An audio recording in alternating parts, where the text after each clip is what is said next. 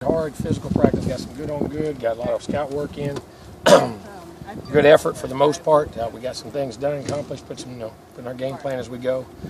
Kids are working very solidly. Let's get ready to play. And again, been almost 2 weeks again, so we just got to get ourselves in that game mode, get good on good, and get flying around today. Does it feel like you're finally getting into like a normal game week routine? Not yet. I mean, you're starting to right now, but not yet. I mean, you want to get it and then play a game and get the next one, and we got to get going. We got to get going. Not quite yet. You know what I'm saying?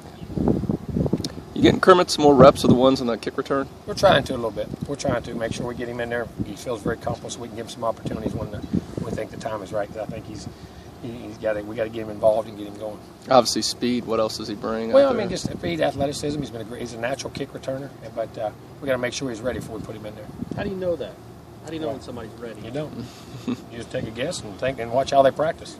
Go by how they practice and how they prepare and how their mental focus is, and I know how many mistakes they make compared to how many not, how they read things and how they handle things, and you got to play it by ear. You never know till you know. Do you see him kind of getting to that? He's getting there. He's getting there. Got a little ways to go, but he's getting there. And sometimes you got to force feed him a little bit. Right. Obviously, Nevada's quarterback. I don't know if you've heard yet, but he is, I guess, day to day with a sprained knee.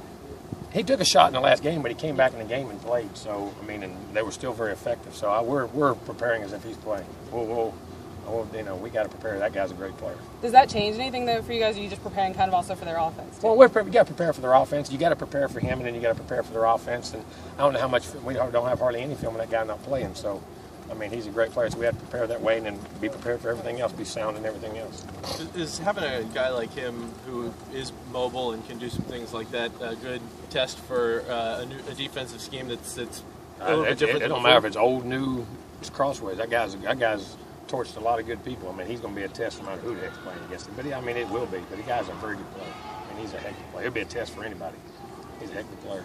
You mentioned being excited to kind of go up against that no-huddle offense. We're talking about what that can be as far as a learning experience for you guys to go against that tempo, the read option going forward. Well, you got to. It's the nature of ball today. That's what everybody's doing. So that's football today, and everybody knows how to play it. You got to play it. You got to play it consistently, and it'll be a great challenge. There's been several coaches, Nick I think is one of them, that have been a little bit vocal about not particularly liking that type of offense because you can't substitute on defense as much as you might like to. What's your take on it? Listen, I mean, it sells tickets. It's going to be good for the fans. People have to get an advantage to be able to play, and I think it gives you an advantage. But, I mean, if it's something that we find that is not medically is the word, if it's dangerous or we think too many snaps or something, then maybe they'll make an adjustment. But I don't see that ever happening. I don't. I mean, that's you got to adapt. That's the way ball is today. That's part of it. For a team that runs tempo like that, how important is it to have as deep a defensive line as you guys have? You got to have it. You got to have it all the way across the board because they can get some snaps in. But the good thing is what you got to be able to do is stop them. You stop them, then they ain't on the field very long. But that's a lot easier said than done. How do you manage trying to substitute in a situation like that? You don't. You got to substitute series probably, or when they change personnel, they got to allow you to change personnel. That's what you got to wait for. I guess Coach Alt, when he was coming up with that concept, part of it was he was saying that Nevada, they didn't have the resources to compete at a high level, so they had to do something to sort of differentiate themselves. Right. I mean, have you seen that? Not just them, but in programs around the country. I think everybody does. I mean, that's definitely the answer. That when you get all these people that are big and more physical than you have to do something. It's like playing basketball. You got a team of 7-footers and you got to run them, but you got to rebound in the meantime. So I mean, it goes back. It's a cat and mouse game. Back and forth. You got to do what your guys can do and give yourself a chance to win. Jimbo, you talked about Jameis's poise early in the press conference. Is that some of the recruiting that stuck out to you when you saw him play? Well, yeah, I mean, you think he has it, but until you get into the lights and everything goes on, and there's still a growing process that's got to go with it. But you think that I thought he had it anyway. I mean, quarterbacks. I mean, obviously you recruit and scout a lot of those guys. Is that one of the main things? Oh, it is. How these guys their handle presence and poise and composure and how they handle things, and you try to evaluate. Bad thing is you don't get to see them in person enough. That's the thing. It's hard. You know what I mean?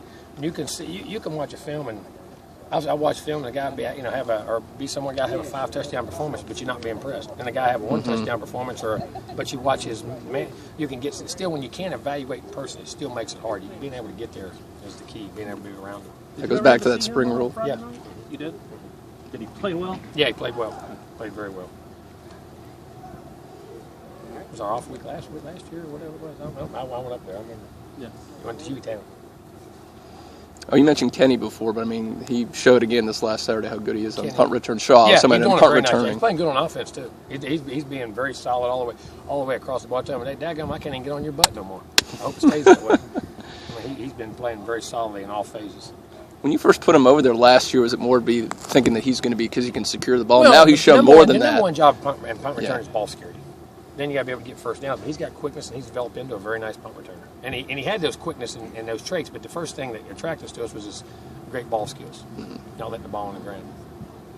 Shard Green, can you talk about how helpful he's been to Jameis and just being that consistent, number one guy? They've all three been. I mean, he's been a number one guy, but all three of those guys have been very consistent. And the tight end Nick, and picking up blitzes. I mean, everybody's been very consistent for him. But Rashad is also very critical. I mean, Rashad does a lot. He's a heck of a football player. How good did Tolman play Monday night? Pretty good. It seemed at the beginning he was everywhere. He was. He made some play. I mean, he played a good ball game. He played a very good ball game. He really did. He's very instinctive. And in practice, have you seen it? I mean, he's always he been a plays loud that way guy, all the time. right? He plays that way all the time. But is he a leader? Oh, without doubt. He's probably one of the best ones you got. Could be at the top of the list. How about Christian in that game? It was the first time he was really lining up with his hand in the dirt. Being a pass rusher, yeah, he did. I tell you what, he got some nice. He didn't get any sacks, but he got a lot of hurries, got a lot of pressures, hit the quarterback, affected the quarterback. Very natural what he's doing. Did a very nice job. Is that something that you feel like he's used to or getting used to still? Probably still getting used to. I mean, I think he's natural at it, but you still got to do it a few times, and there's a learning curve goes with it. But I like his progress.